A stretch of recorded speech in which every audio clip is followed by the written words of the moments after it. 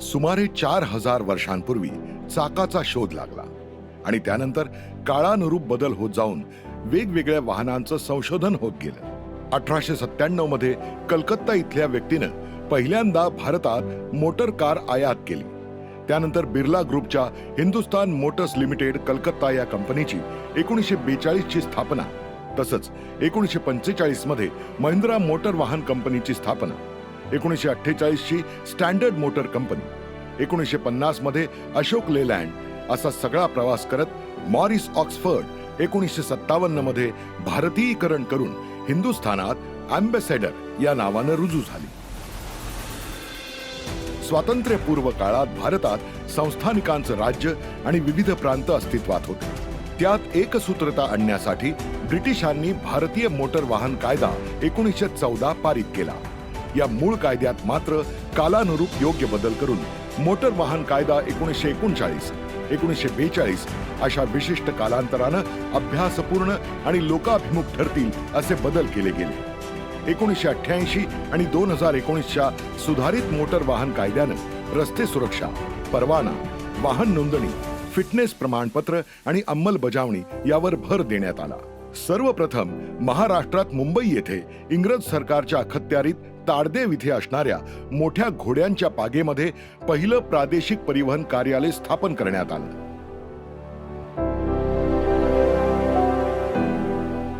असा भरगच्च आणि रंजक इतिहास असणाऱ्या परिवहन विभागाला 2024 मध्ये 84 वर्ष पूर्ण होत आहेत.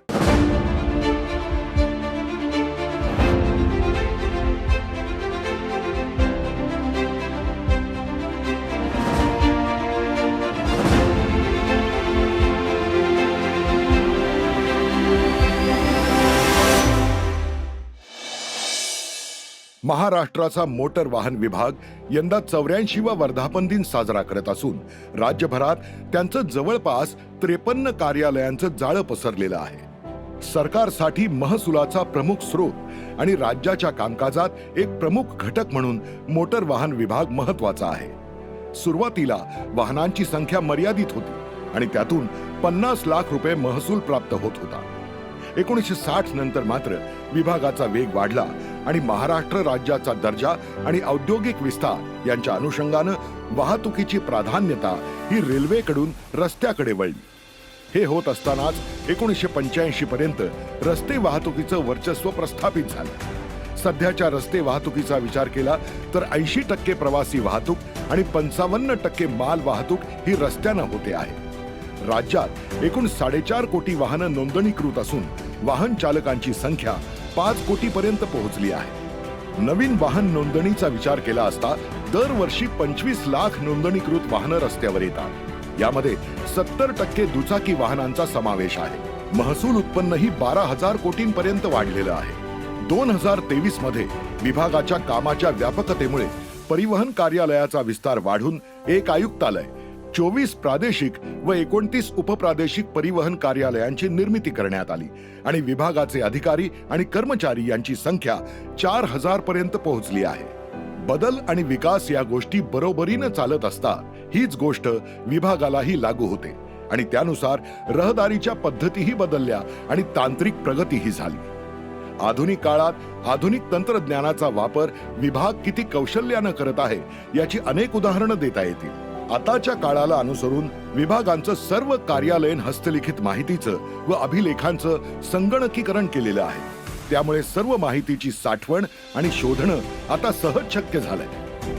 वाहनांची आणि लायसन्सची सर्व कामं ही ऑनलाईन आणि फेसलेस करण्यात आली आहेत. स्वयंचलित ड्रायव्हिंग चाचणी ट्रॅक ADTT आणि वाहन फिटनेस तपासणी प्रणाली ATS यासारख्या आधुनिक सुविधांचं लोकार्पणही आता होणार आहे. दरवर्षी जो रस्ता सुरक्षा सप्ताह साजरा केला जातो त्याचं रूपांतर एका महिन्याच्या अभियानात करून त्यात नागरिकांमध्ये रस्ता सुरक्षेबाबत जनजागृती केली जाते.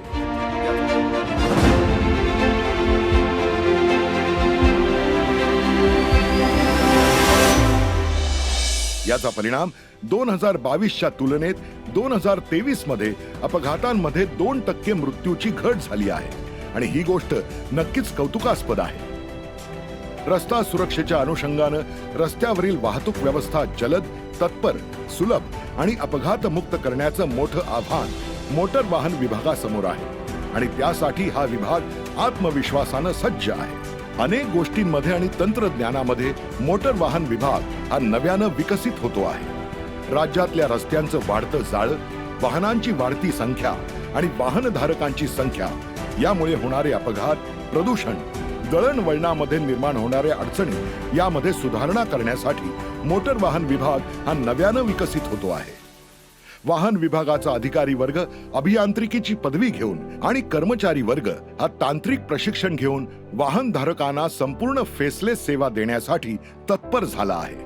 आधुनिक तंत्रज्ञानाचा वापर करून एकाच परिवहन पोर्टलवर सर्व सेवा देण्याचं आव्हानही विभागानं लीलया पेललं आहे. त्याचबरोबर राज्यामध्ये सगळ्या राष्ट्रीय महामार्गांवर आणि राज्य महामार्गांवर रडार आणि कॅमेरा आधारित आधुनिक वाहतूक नियंत्रण प्रणालीचा आधार घेऊन तसंच इंटरसेप्टर प्रकारच्या अंमलबजावणी वाहनांचा आधार घेऊन फेसलेस कारवाई करण्याची यंत्रणा सुरू करण्यासाठीही विभागानं पावलं टाकलेली आहे. एक एक पाऊल उचली, चाल निश्चयाने असं म्हणत प्रगती करणाऱ्या या विभागाच्या सर्व अधिकारी आणि कर्मचारी यांना सेवा, श्रद्धा, समन्विता हे ब्रीद लक्षात ठेवून आणि रस्ता सुरक्षा हे ध्येय घेऊन अधिकाधिक ऊर्जेनं पुढे जाण्यासाठी या वर्धापन दिनाच्या निमित्तानं खूप खूप शुभेच्छा.